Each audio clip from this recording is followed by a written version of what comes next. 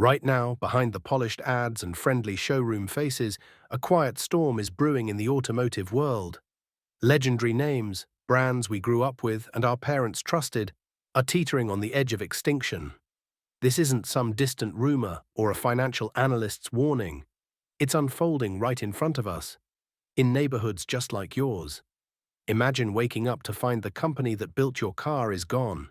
No parts, no service, no resale value. Just a vehicle that's now a liability. Why are so many automotive giants suddenly falling apart? Could your own driveway be hiding a financial time bomb? In this countdown, we reveal 5 car brands currently on life support, struggling in silence while hoping you don't notice until it's too late. You'll learn how to spot the warning signs, protect your investment, and why the last brand on this list may completely redefine what brand loyalty really means. Let's start with a name once celebrated in every rally circuit, Mitsubishi, a brand that used to symbolize speed, innovation, and affordable excitement. Mitsubishi, from rally royalty to market irrelevance. Remember when Mitsubishi was the name behind icons like the Lancer Evolution and Eclipse? These weren't just cars, they were declarations of personality and engineering excellence. They offered the perfect balance of affordability and thrill. For enthusiasts, driving a Mitsubishi meant owning a piece of the brand's racing spirit. But today, that Mitsubishi feels like a distant memory. Once a key player in the US market, Mitsubishi now holds barely 1% of market share. The once bold and distinctive model lineup has been reduced to a handful of uninspired crossovers and compact SUVs. The brand's identity has eroded, leaving behind a company struggling to define what it stands for anymore. Instead of building on its rally roots, Mitsubishi pivoted to models like the Outlander, competent but lacking any soul. While competitors have raced ahead with hybrids and EVs, Mitsubishi remains rooted in outdated combustion technology. The plug-in variants, too little, too late, and too rare to make an impact. The numbers paint a bleak picture. Unit sales down nearly 50% over the last decade.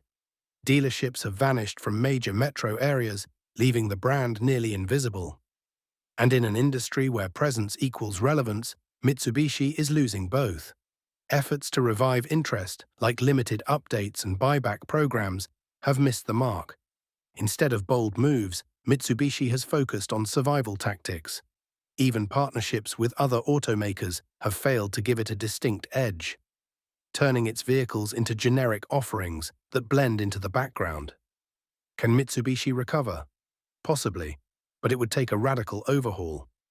Either a return to its performance roots or a decisive push into electric vehicles. But that would require real investment and risk, 2 things Mitsubishi hasn't embraced in years. At this rate, the brand risks becoming a nostalgic footnote, remembered more for what it was than what it is. Now, if Mitsubishi shows what happens when a brand forgets its soul, Chrysler is the case study in what happens when a company refuses to evolve. Chrysler. From icon to afterthought, there was a time when Chrysler minivans were the go-to for families, and the Chrysler 300 stood tall as a symbol of American luxury and muscle.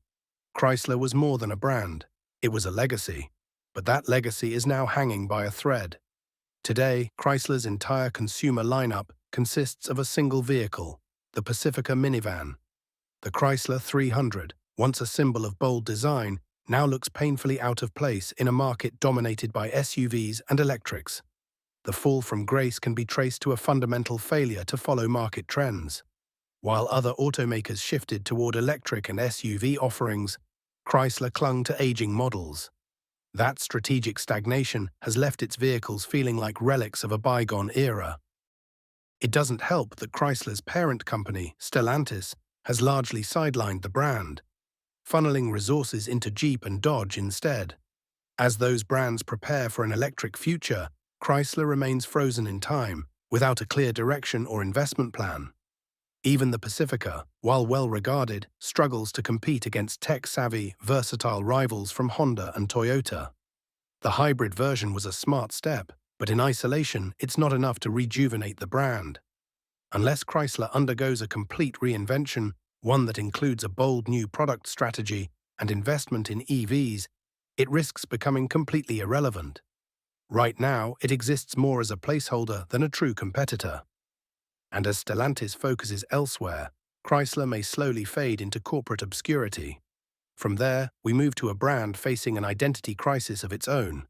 Mini. Mini, quirky charm, lost in luxury. Once beloved for its cheeky charm and compact design, Mini was the top pick for city drivers who craved something fun, unique, and efficient. The original Mini Cooper was more than a car. It was a fashion statement, a personality on wheels. But over time, Mini chased a new dream: luxury. And that's where the trouble began. In an effort to appeal to premium buyers, Mini introduced larger and more expensive models. But in doing so, they alienated their core fan base, people who loved the brand for its simplicity and accessibility.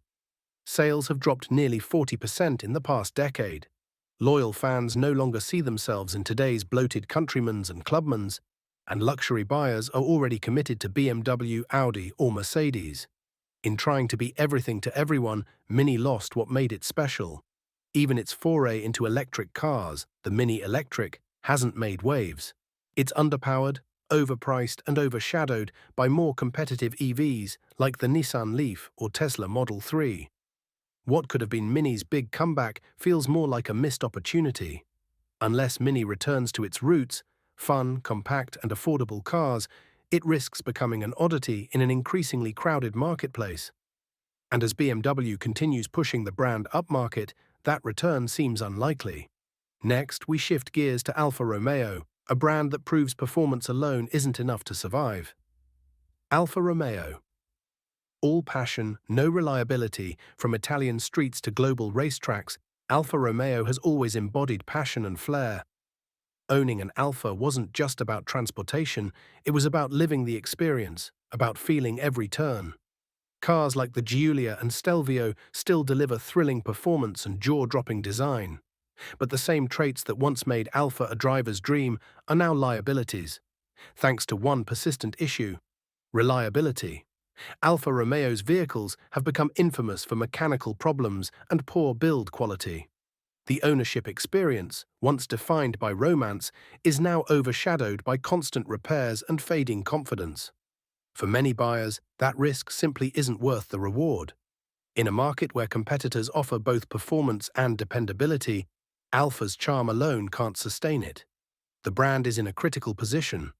Without major improvements to quality and service support, it could lose its niche entirely.